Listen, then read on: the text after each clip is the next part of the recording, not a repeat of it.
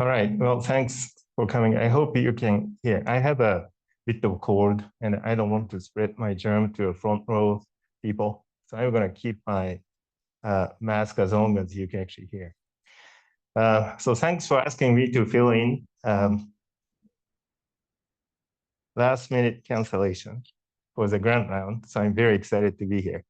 I'm going to talk about anti-amyloid therapy for Alzheimer's disease. And this is a very important agenda because, just a brief disclosure, just take a look at the death rate in the United States. For men, Alzheimer's disease is number 6, number 9, and for female, Alzheimer's disease is number 5. So it's a major health issue for many people in the United States. But this is also happening globally. So if you take a look at the LMIC, that's the low income, medium income countries, the number is just also going up. So when Dell is going to go to Uganda, someday you're going to see a lot of Alzheimer's patients. We have to do something about it, okay? And there has been a very exciting 30 years. If you do an autopsy Alzheimer's patient, these are the two pathologic changes you typically see. So one of them is called senile plaque. The other one is called tangle. And the senile plaque has a lot of amyloid deposition, and the tangle has a lot of tau deposition.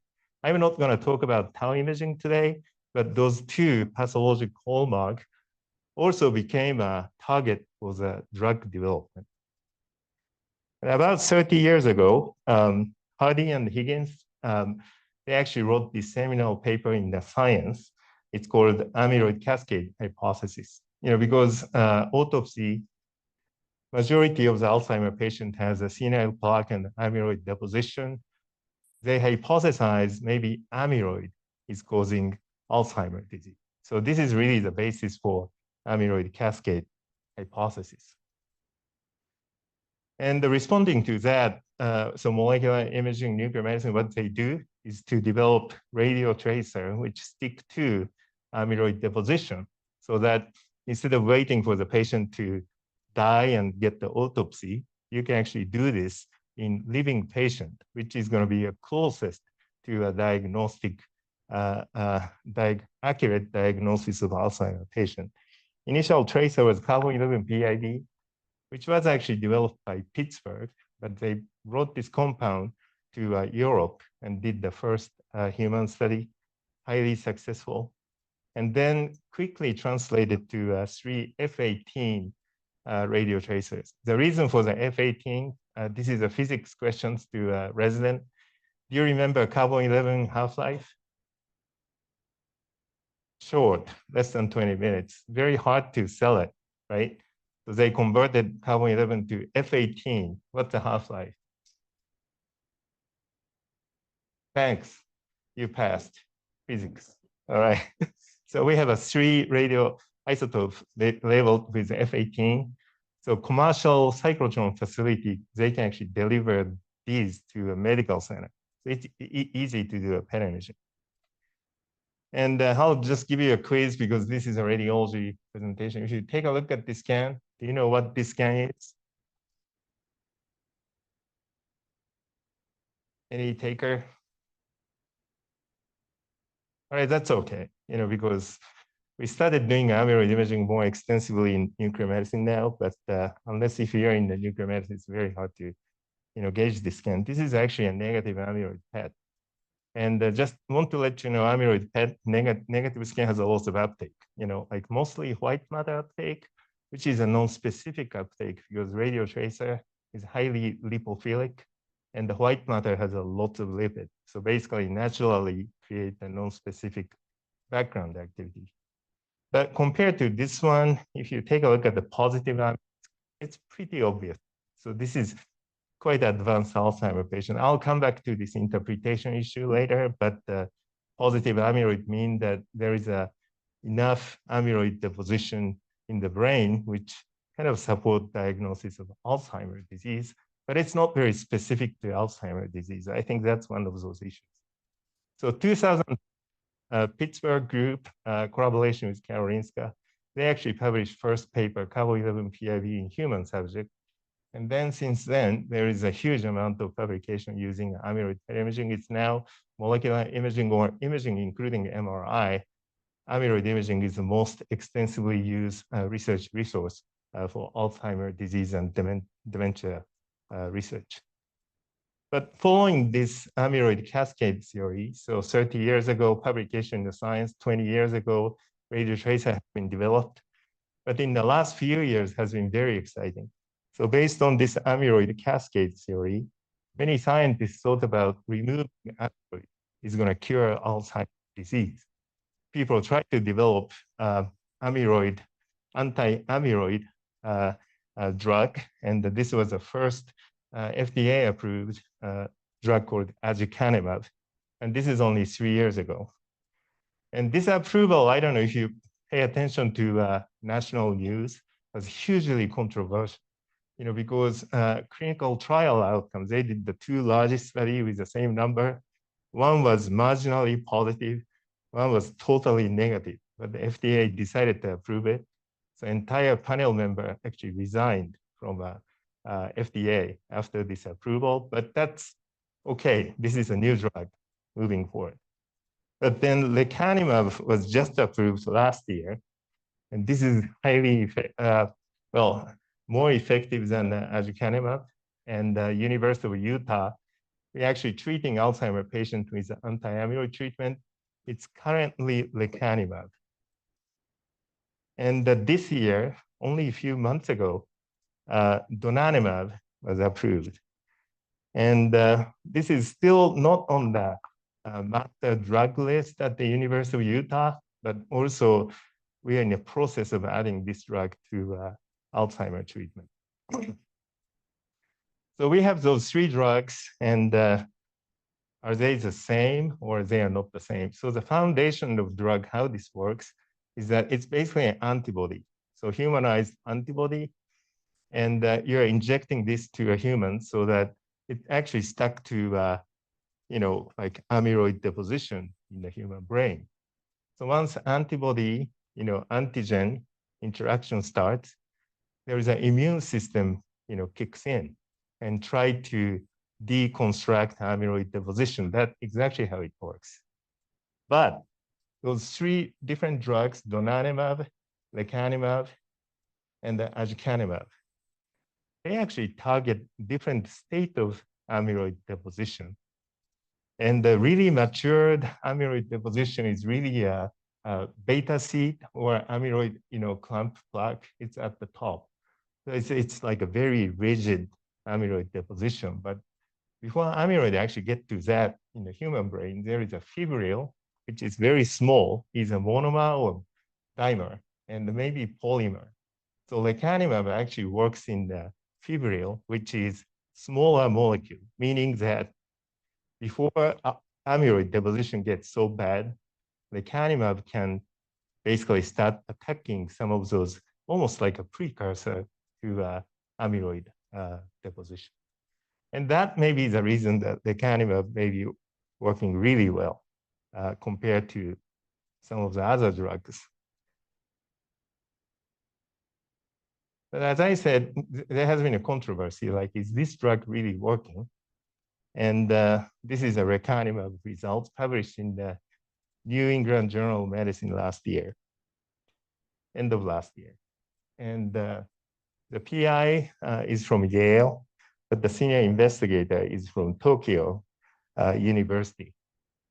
And they actually showed 2-year outcome. If you actually take a look at with and without lecanemab placebo, you see slowing down of the cognitive decline, which is measured by CDR, Clinical Dementia Rating Box score, which is just adding all the score into one score. And if you take a look at the score, there is a slowing of the decline of the clinical dementia rating. And this was the basis for the approval by FDA for this drug. So big question in the field was that this small change, improvement, is that really clinically meaningful? And this is really an ongoing discussion right now.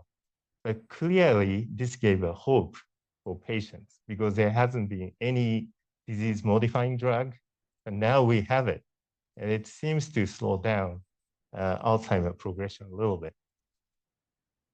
For those people who does outcome research and health services research, there are lots of argument about what actually makes meaningful change in the clinical outcome. And one of those index, it's like some of the box scale clinical dementia rating, which has been used for amyloid treatment trial. This MICD, so it's minimally clinically important differences. Expectation for the effective drug is typically 1 to 2. And if you actually take a look at all the amyloid antibody treatment, basically this is 0 and this is 1. And it actually falls between 0 to 1.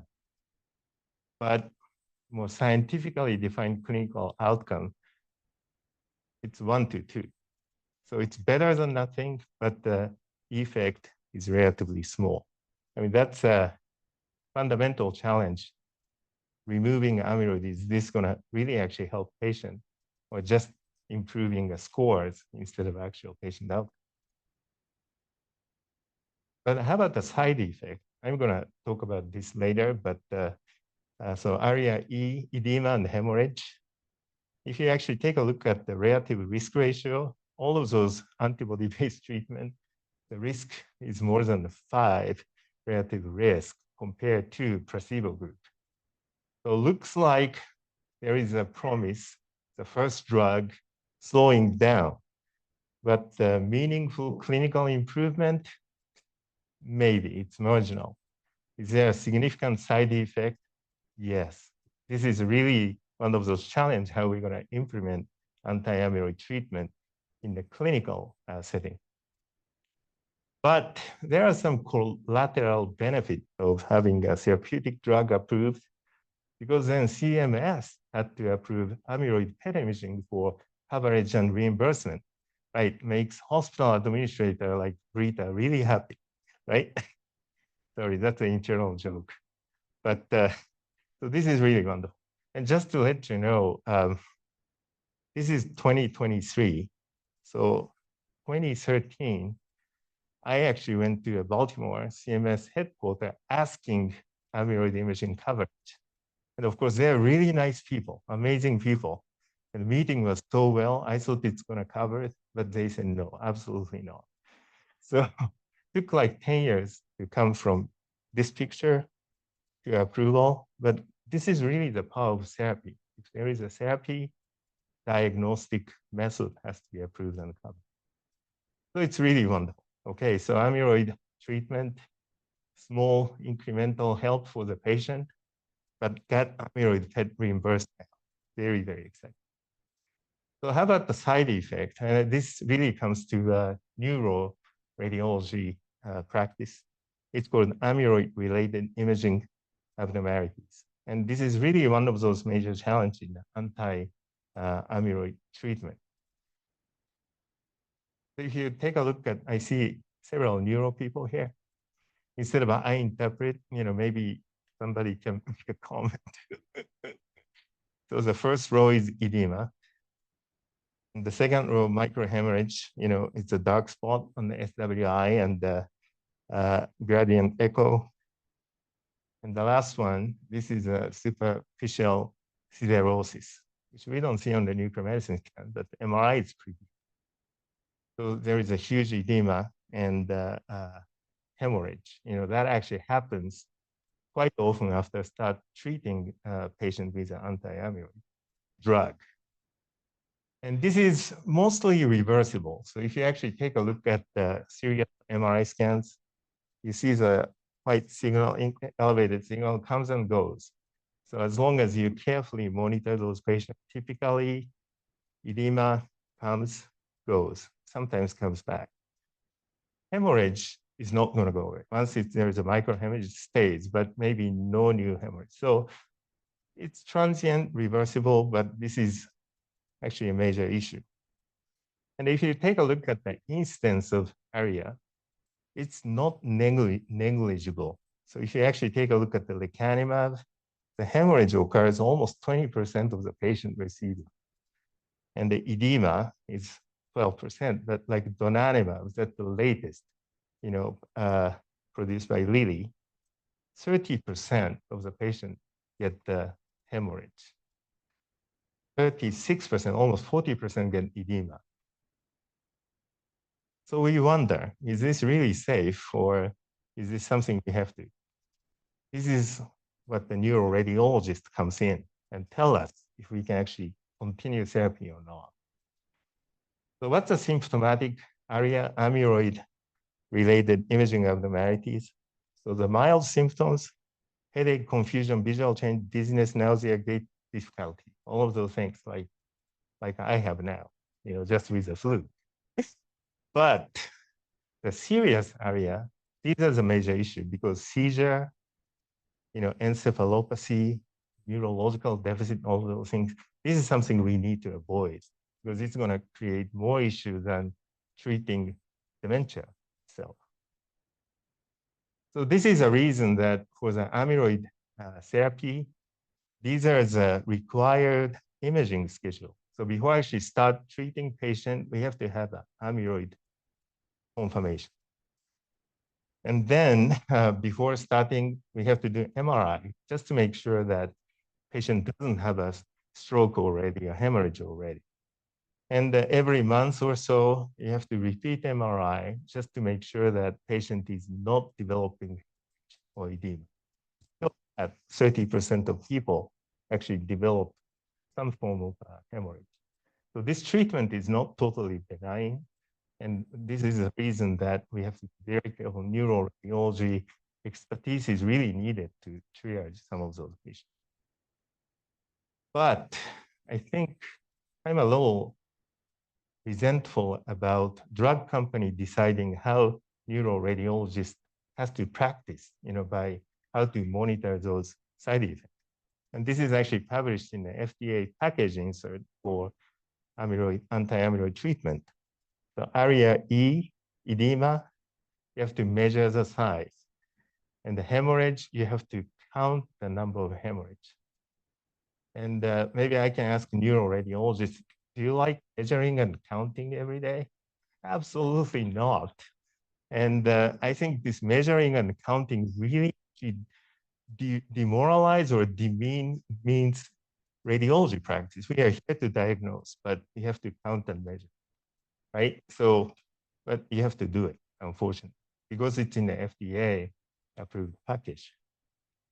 But they take these findings very seriously. And if there is anything moderate or severe changes, based on the size of the edema, we have to stop treatment. And the hemorrhage is even more stringent. If there is anything more than a mild asymmetric hemorrhage on the MRI, you have to stop the treatment just in case patient doesn't, transition to massive hemorrhage, all of those things. So I think it's a good thing to do the serial MRI doing anti-amyloid treatment, but it's it's going to be a burden on neuro radiology practice. I don't know if Karen, you like to comment on this, but you don't like measuring and counting, right? On the MRI scans. So this is one of those things, Brita, radiologist does a lot of service for patients, which doesn't really excite us. We do it because of the altruistic reason. Okay. Yeah, thank. Same thing for the same thing for the accountants. We do a lot of things that we don't really want. All right. That's the reason we work together very well, right? All right. So I said majority of the patients is reversible and the patient is going to be fine at the end. Not everyone, especially those patients who had the prior stroke and are being treated, either thrombolytic treatment or blood thinner. The patient may actually develop massive hemorrhage. And this is one of the unfortunate patients who passed away in the middle of the anti-amyloid treatment. But also, this is a precious opportunity to see if the drug is really working or not. So that's what the investigator did. So take a look at the brain tissue. There is an amyloid deposition. And after vaccination, yes, there is a robust immune reaction at the amyloid deposition site, basically try to clear out amyloid. So drug is working. But major issue here is that this amyloid deposition not only occurs in the parenchyma, but also blood vessels that is amyloid. So if you try to treat amyloid plaque by this anti-amyloid drug, naturally the treatment is going to also attack cerebral vessels and start leaking, edema, and eventually, hemorrhage, all of those things. You see a dense deposition of amyloid here, and there is a very dense deposition of, this is a histiocyte-dominated immune reaction to this. And this is probably the major cause of area E and the area H. Makes sense. And because of that, smart people in the neuroradiology like Hedia writing grant and the Troy writing grant. How are we gonna predict this? Because if this patient is gonna likely to have a hemorrhage, or this patient is gonna be okay, safe to go. It's a huge win. So people are working on it. And some of the things we know by now, without any imaging, predictor, ApoE4 homozygote or ApoE4 status. This is actually one of the major predictors. So those people with ApoE4 positive, they tend to have ARIA complications, or actually pre-existing cerebral microhemorrhage. This is a reason that pre-treatment, evaluation by MRI is very important.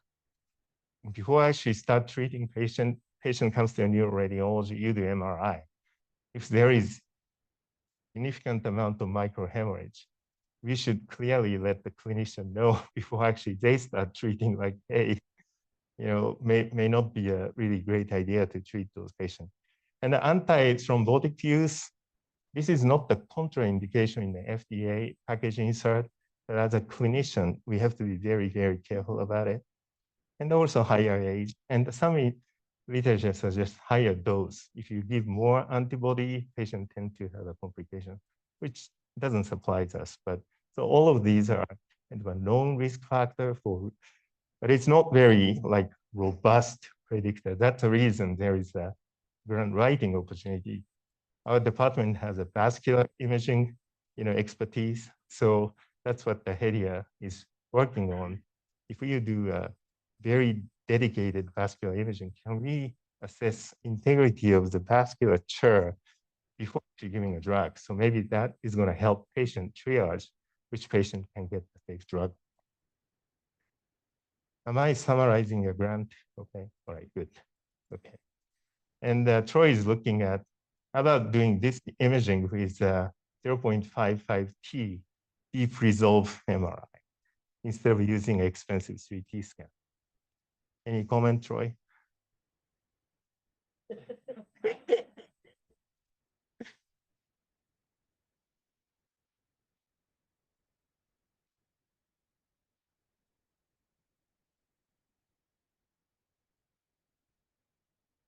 Great, thanks.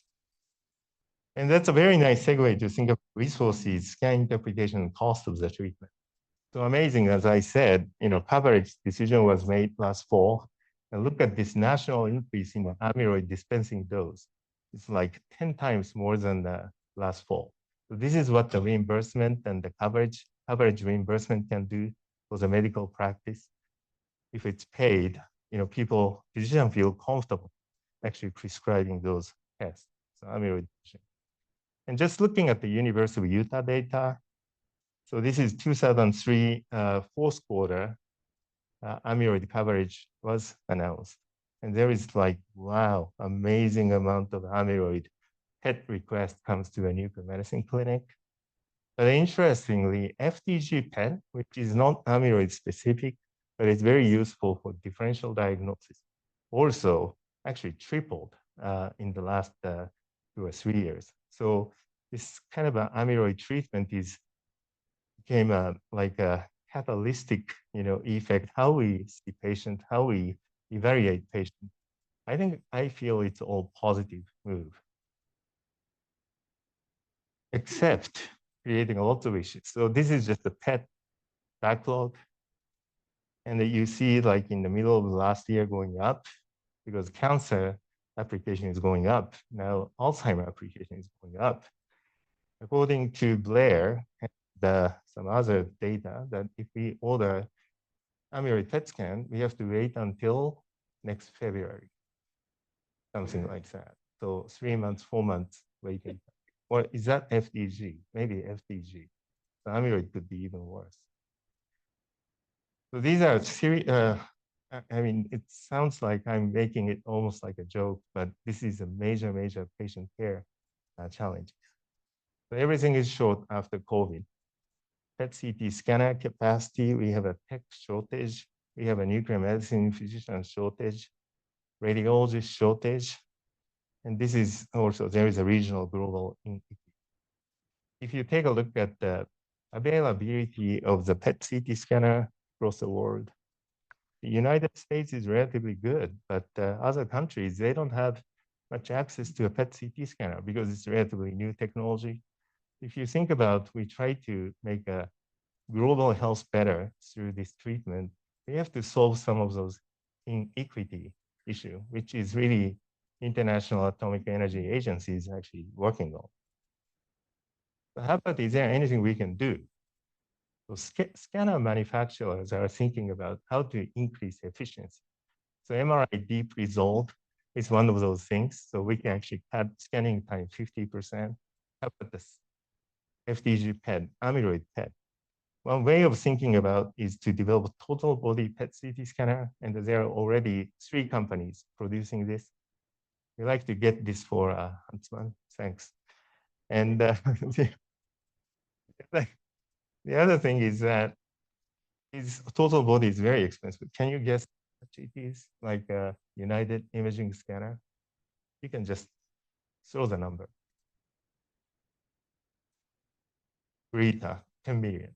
So it's amazing, right? Typical, yeah.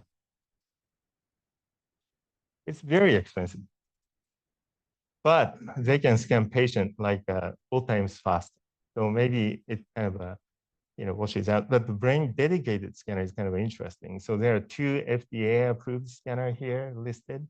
We tried to, or we decided to get one of those, and Blake is working on it at INC to really actually ramp up capacity for brain imaging. So they're going to have a 0.55 T at the INC building. They're going to have a dedicated brain scanner. And this is really exciting time next year. We're going to ramp up neuro radiology, nuclear medicine practice through those combinations. And how about the scan image interpretation? I think this is another very important thing we need to think about. And amyloid tracers, those 3 F18 tracers are approved. It's called package insert. It's basically a description of how FDA approved those diagnostic tracers. All of those 3 tracers, you're going to make a diagnosis either positive or negative, period. There is nothing in between.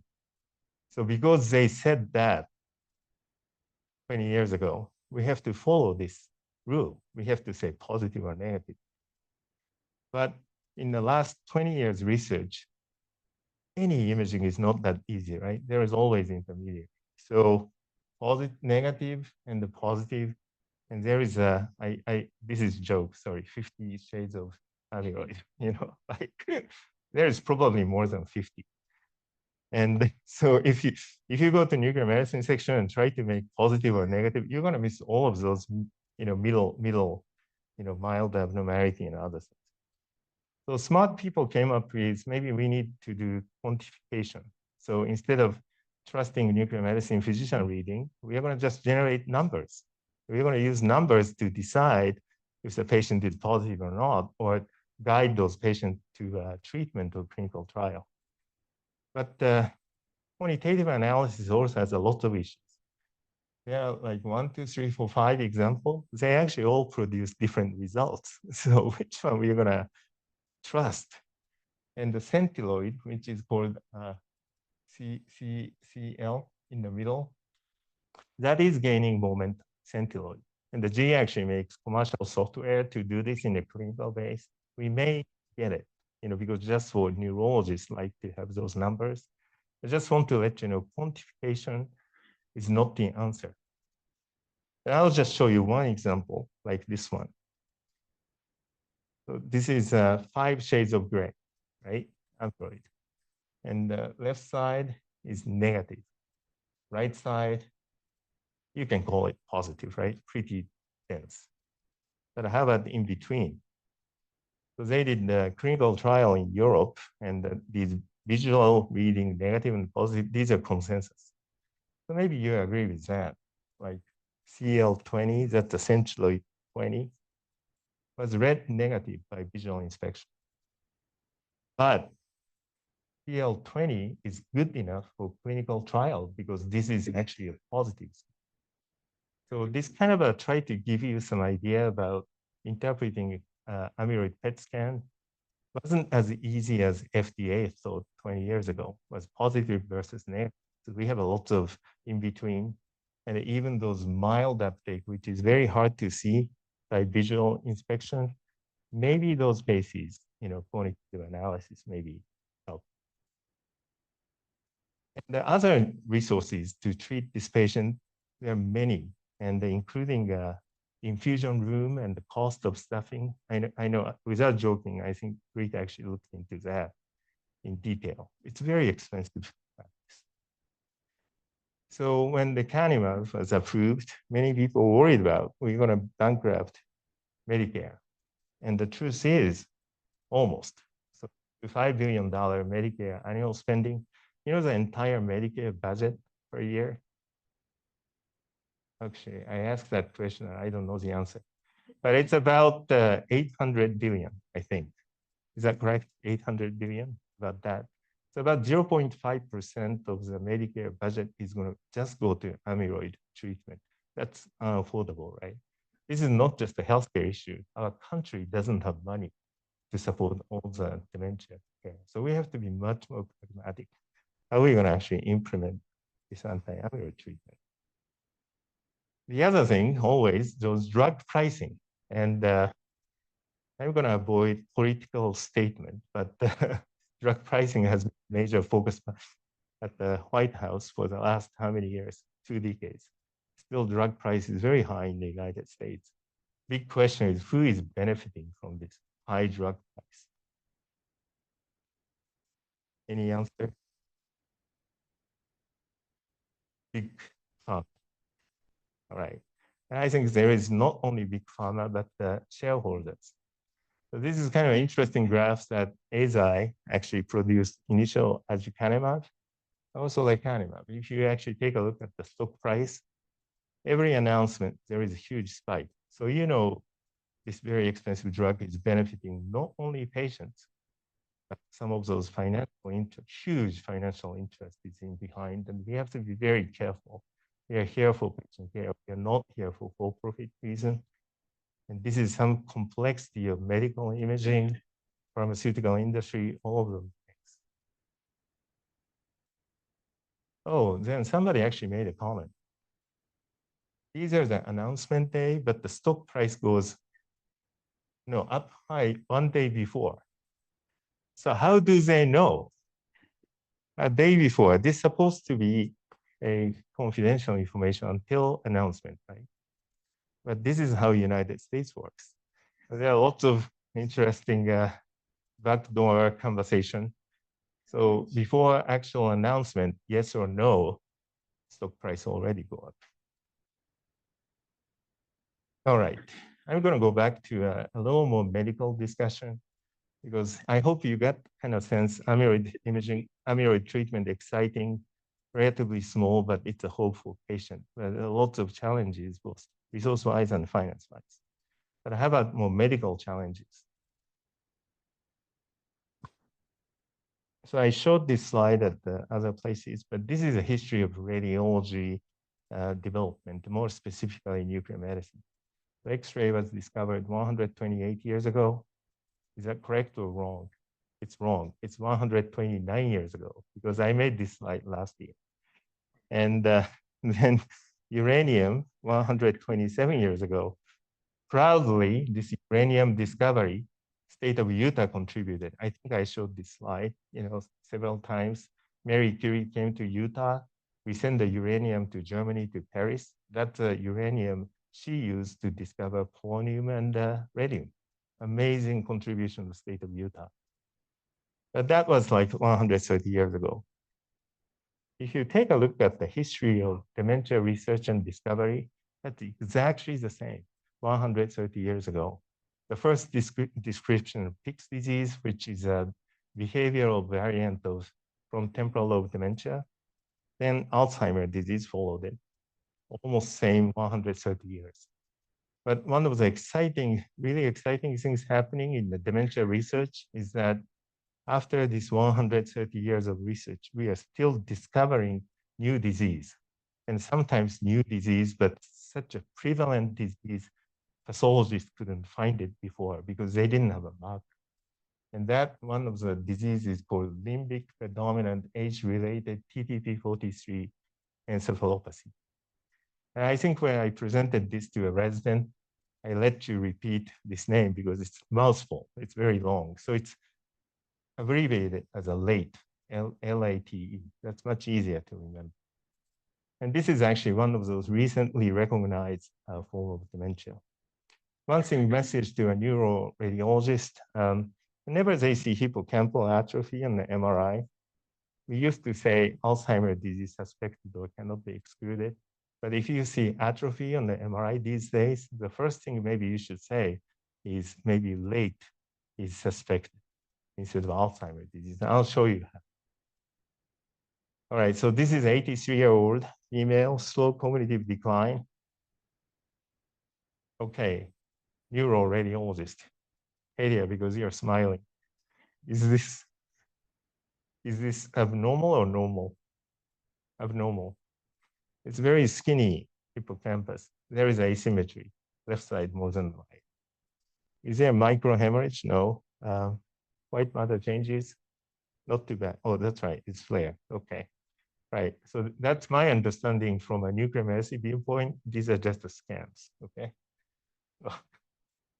We have something called neuro quant.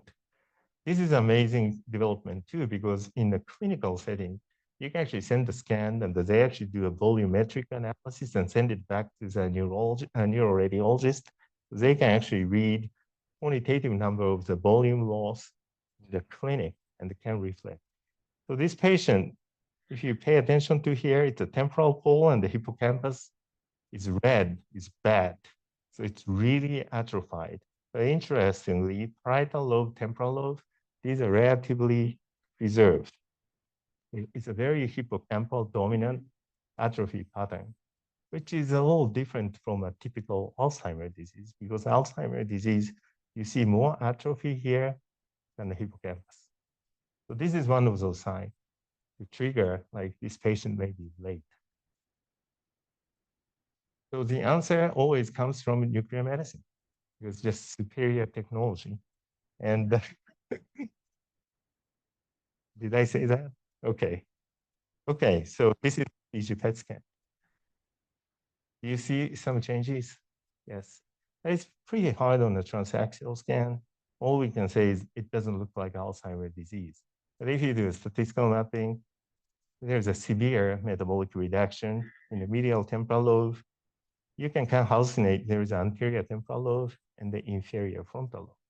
So these three findings really suggestive of late limbic predominant age-related TDP43 encephalopathy. Why this is so important? Because of the prevalence. So those patients age above 80, many people thought about these are all Alzheimer's disease, but the truth is 20 to 50% of the patients actually having late instead of just the Alzheimer's patient. And this disease was only kind of formulated 4 years ago. Isn't this crazy? So there is 130 years of Alzheimer's research. Until a few years ago, people just missed this high prevalent neurodegenerative conditions. And imaging actually contributes huge to the discovery of the disease. It's like so exciting. But also other technology advanced. This is a cryo-EM, so cryo electron microscope. you can sample small brain tissue from a patient, autopsy material, and you can actually visualize abnormal protein deposition individual using cryo-EM. So A beta definition, deposition, and this is tau and TDP43. So they have all different abnormal protein configuration. And the TDP43 is not just new to dementia, was initially focused in the ALS research. ALS TDP43 started accumulating into the spinal cord and some of the motor cortex. Also, TDP43 has been described in the frontotemporal lobe degeneration, but it's mostly in the frontal lobe. But the late is very unique in the way this TDP43 actually accumulate in the medial temporal lobe, namely hippocampus, amygdala, all of those structures. So same protein, similar proteins, but depends on where they start accumulating, totally create a different picture of diseases. But in this case, FDG PET is really useful. So these are just the 5 representative cases. Alzheimer's disease with a statistical map showing an area of decreased uptake, parietal temporal lobe, posterior cingulate precuneus. Dementia with Lewy body is similar to AD, but also there is a robust occipital reduction. By the way, you may actually see those cases in the board exams. Just want to let you know, these are common questions. Behavioral variant is more frontal dominant, but the late. Interestingly, all of those neurodegenerative conditions, medial temporal lobe is relatively spared. Even Alzheimer's disease patient doesn't show much medial temporal lobe hypometabolism, but the late does. So really looking at the medial temporal lobe is one of those differentiating findings between AD versus late. And just to let you know, there is another thing.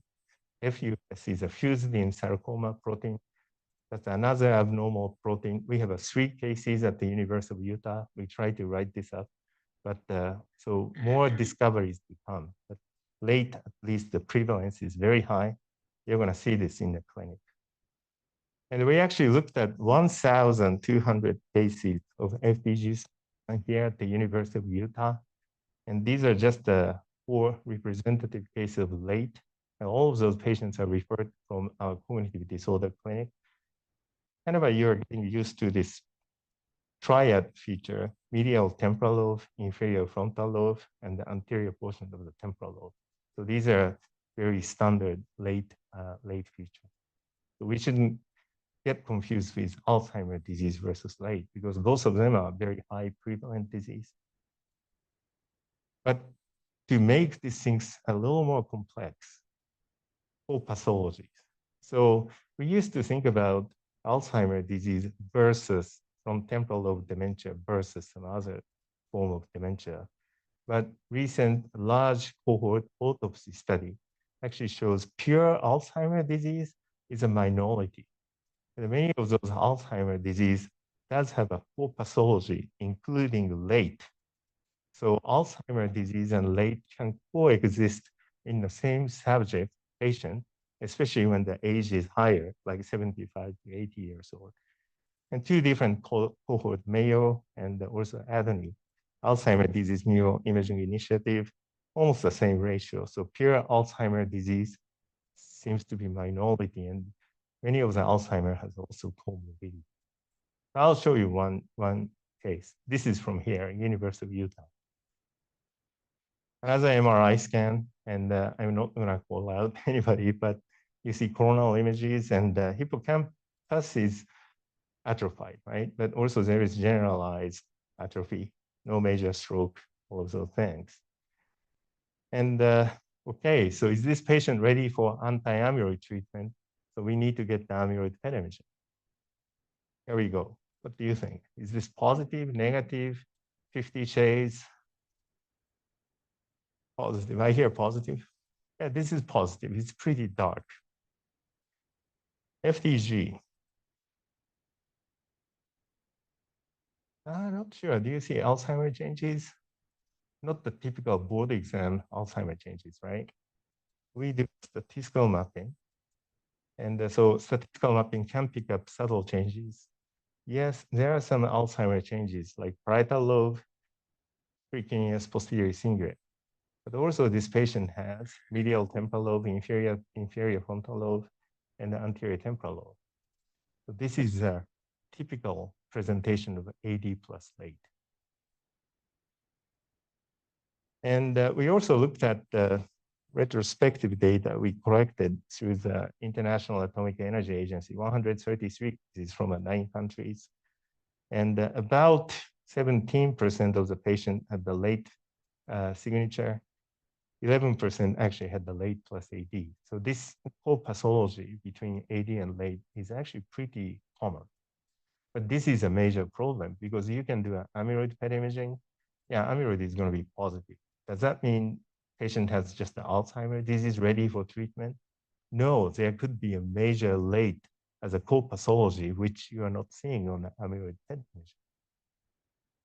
So co-pathology and mixed dementia, frequent, very frequent, and amyloid PET does not exclude significant co-pathology. Outcome by anti-amyloid treatment, treating patient with AD plus late, we don't know if they're going to really actually treat those patients or just simply removing amyloid in a co-pathology patient. Probably doesn't affect patient outcome very much. All of those things. So still actually in the investigation, but reflecting this to diagnosis, one important message, we actually published this 2 years ago, but used to be in a clinic, imaging clinic, we tried to dichotomize like AD versus FTLD versus dementia with Lewy bodies versus tauopathy, all of those things. But realization is that they're all overlapping and depends on the overlap. Clinical symptoms or actually onset of the symptoms are different. Like a pure alpha-synuclein in the brainstem is really a Parkinson's disease, but it develops then amyloid pathology and becomes dementia with Lewy bodies, that kind of thing. So the notion of dichotomous differential diagnosis in nuclear medicine and neuroradiology, we need to revise this to what underlying pathology or combination of pathologies best explains scan findings and the patient's symptoms that can benefit from a specific treatment, such as anti-amyloid treatment. Just to show you a few moving forward slide. I'm sure you've heard about the blood biomarker for Alzheimer's disease. And so all the proteinopathy, abnormal protein accumulating in the brain, some leaks out into a CSF. Some actually leaks out to the brain. So instead of doing expensive amyloid PET imaging here, how about take some CSF or even actually blood to make a clinical diagnosis. And the FDA has been actually pushing CSF biomarkers and has been, this is a slide made last year, so maybe more CSF approved, but 2 different companies, I don't have any conflict, but already FDA approved. Amazing change in the neurology practice. Now neurologists, they love to do LP. So they don't refer to neuroradiology anymore. They love to do LP. So they're doing LP by themselves for majority of the dementia patient here at the University of Utah. That's amazing change. Only difficult case comes to neuroradiology because we need a fluoro for the lumbar degeneration, all those things. So if CSF amyloid is available, do we have to do this expensive amyloid PET scan, even though it's reimbursed and other things? The answer is yes. So whenever they do a fluid biomarker like CSF, if it doesn't match with clinicians' initial diagnosis, they always send those patients to a more definitive diagnosis, which is imaging. So amyloid imaging still survives under CSF. How about the blood? Blood is easier, right? So now there is a momentum. This is one of the markers called p-tau 217. And it's funny that by looking at the tau, you can estimate amyloid status. But this is really good test, and it's just a blood test. And one of the company, Fuji Revio, already submitted FDA approval for this blood test. So what's going to happen? No, I shouldn't say if you yourself, but your family members, elderly family members have memory issue. first things they do is go to a primary care physician, like, hey, I cannot remember things those days. In the current practice, then they struggle, like what to do. Okay, should we send to a neurologist, or hey, let's take a look at 6 months and come back, and if you cannot still remember where your car is, maybe we're going to think about it. Versus practice for the future is going to be, oh, we're going to do a blood test. Wow, amyloid is high. Okay, maybe you're having Alzheimer disease, kind of things. So what's going to happen to the PET imaging and MRI, all of those things? Still, it's very important. Because if you do a blood test in the more patient, some of them are definitively abnormal. Those patients, we don't need to do expensive other tests like PET. So we have to do MRI for therapy reasons. And if the result is totally negative and the symptoms are questionable, then we don't need to. We can just stop there. Okay, so you're just tired. Okay, maybe you don't remember. We don't still benefit from the services we actually provide in nuclear medicine and radiology. So now field focusing on what the volume of this medium probability patient within the healthcare system. It's really different from a tertiary healthcare system to a primary, but these are the focus. So just rest assured, I don't see nuclear medicine people here, but your job is secure, okay? Because PET is still being requested. It's just maybe a different population or segmented population. They're going to come to nuclear medicine services. Another important aspect we need to remember is that even though we have a treatment drug, 2 approved, actually 3 approved, 1 dropped, but the amyloid deposition, tau deposition, but we don't know how this translates to dementia, basically, neurodegenerative dysfunction function. There are many pathophysiological findings in the Alzheimer brain, which is not just the amyloid deposition, blood-brain barrier issue, and some immunology issue. So immune cells itself may be impaired, and the material transport issue within the neurons, all of those things. So this can be all therapeutic targets. And if you take a look at this is a 2003, so 1 year ago, there are many, many, many clinical trials for Alzheimer treatment or dementia treatment is ongoing. And just a large category like disease-modifying biologic, these are antibody-based or minibody-based treatment. So it's a monoclonal antibody, many. And then also there is a disease-modifying small drugs. It's like a small pill you can actually take in the morning. There are many, many. So I think it's really exciting. I think hopefully some of those is going to really be effective. So we don't need to come to the hospital every 4 weeks for infusion versus just take a pill in the morning. So we like to contribute to that. So Dana Cross, I don't see her here. I don't know why, but so we have been running this small research lab from University of Michigan to Washington to University of Utah. We are making some progress. So one of them is really cytoskeleton stabilizing drug, and which is conjugated with a polymer and acting as a prodrug. By having a polymer, we can actually make a drug cross BBB much easier. Once drug cross BBB, then this conjugated polymer portion is basically esterase is going to cleave this out, becomes an active drug, and try to stabilize cytoskeleton. Somehow this is working, at least in animals. So we got some attention by local news and also School of Medicine. So hopefully this is going to move forward. The other totally crazy idea, which seems to work, is that, so theranostics, you heard theranostics in nuclear medicine lectures, right? Using a high energy radio tracer to treat cancer. Tara Mastrin, she's a nuclear engineering faculty member here at the University of Utah. She's also a chemist collaborating with us. She had this idea. How about give alpha energy to amyloid deposition? Because alpha is high energy enough, maybe physically breaking down amyloid deposition. So what she did was one of those GE compound, fruitometamol, which we use for PET imaging for Alzheimer's disease. She replaced F18 with a bismuth 213, which is a high energy alpha emitter, but the drug behaves almost like a radio tracer. Give it to the animals, transgenic mice, amazingly it cleared amyloid. So high energy alpha treatment, and this is getting a lot of national attention now. Like then they're kind of trying to file patent at this point. So just want to let you know, I think we are doing all of those efforts from a diagnosis to a therapeutic development is really to help patients, and has been in the last 30 years.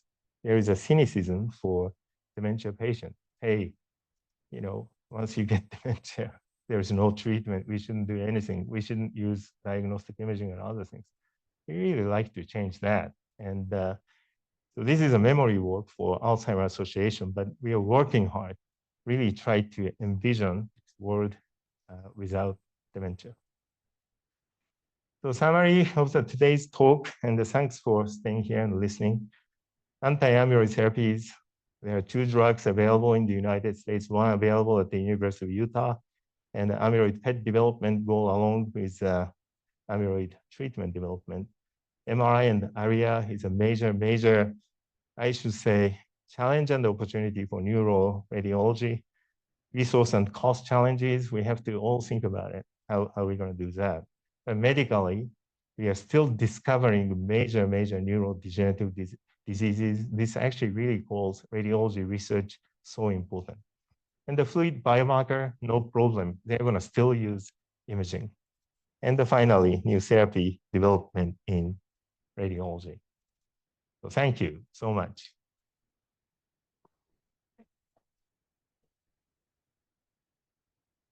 Comprehensive.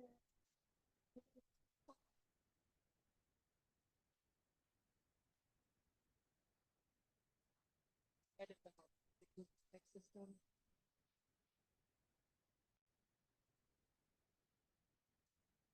New thing, I mean, is that under active investigation? I think it is. And maybe I'm going to defer to Yoshimi and Hedia because they thought about writing a grant. Maybe Yoshimi and Hedia.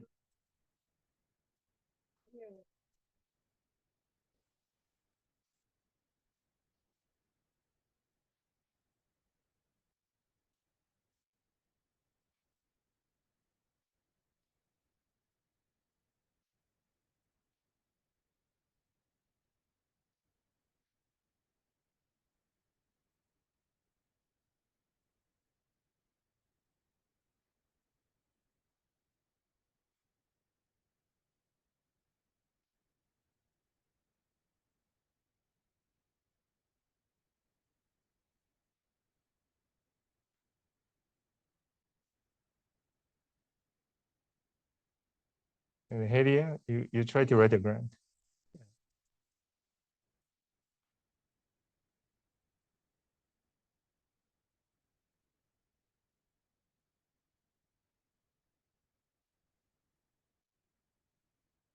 Sleep well. I think that's many of us are in the risk population, right? Exactly, right. So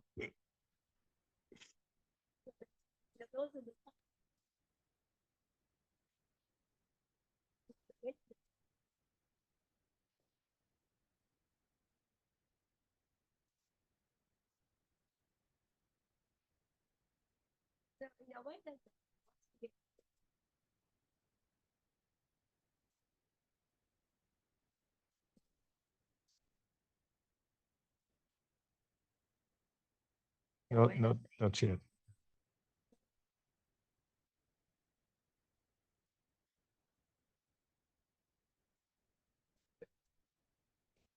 Yes, it's a long way to go.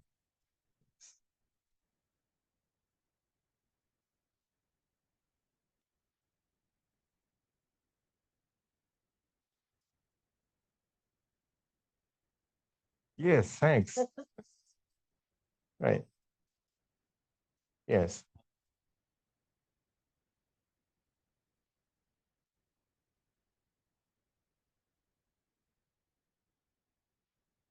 So Alzheimer's disease definition was used to be a pathologic definition. Pathology can only give definitive diagnosis. But in the last decade or so, it actually transitioned from more pathology to imaging based. So ATN criteria, amyloid tau and neuronal injury criteria was actually used for the last decade, but now people are trying to change it to only amyloid as a core criteria. So if the amyloid marker is positive, we will just call it Alzheimer's disease, which I think is a huge mistake. And so Alzheimer's Association just published this new guideline, which is not supported by scientific community, but since they published, we somehow pay attention to is core category 1 is amyloid positivity measured by CSF of blood or amyloid PET imaging. Core category 2 is tau measured by tau PET imaging or CSF of blood. And the third category is FDG and other things, which can do MRI and FDG, which can. So it's drastically changed, and which I don't think is the right direction. And we had the huge meeting in Tokyo about a month ago, and Dana Cross was there. I was there too. But so the Mayo Group trying to push, amyloid is a solo criteria for Alzheimer's disease, which is very convenient for pharmaceutical industry, right? Because they have a treatment. So if amyloid positivity is the only criteria for Alzheimer's disease, patient doesn't need to be demented to be treated with this very, very expensive drug. So that's good for pharmaceutical industry. We don't have any outcome data for healthy people. So I think this new diagnosis, to be honest, is wrong. But when you write a grant, you need to use this, which is really, really bad. So National Institute of Aging used to be working with Alzheimer's Association. They actually dropped their name on this new criteria, and the director resigned. So that bad. Just want to let you know.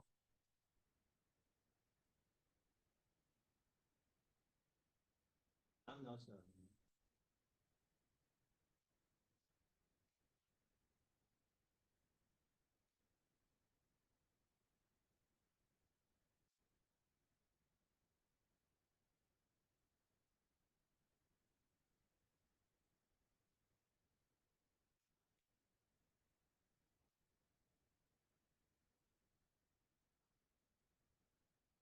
The safest way to write a grant is you do either amyloid PET or CSF of blood biomarker and actually select out amyloid positive patients. Then people cannot argue at this point. But again, I just want to let you know, I think that is wrong, but pragmatically, we have to do it. All right. Well, thank you so much for coming. Thanks.